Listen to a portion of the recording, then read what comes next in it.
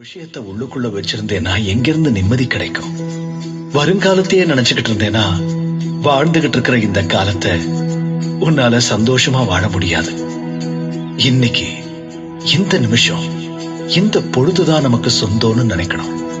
இன்னைக்கு நீ எதை விதைக்கிறையோ அதைத்தான் நாளைக்கு அறுவடை செய்வ. வந்திருக்கிற நோயை குணமாக்கணும்னு நினைக்கிறேல்ல, சோகத்தை விரட்டணும்.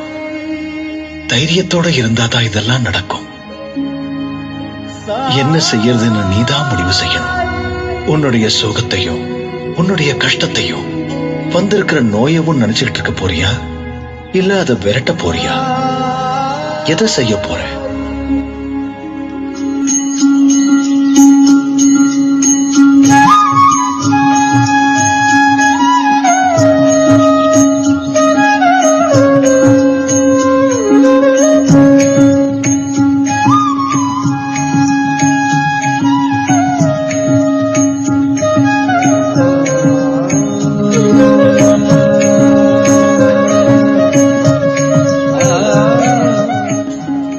எதை விதைச்சாலும் அதுதான் அறுவடையாகும்.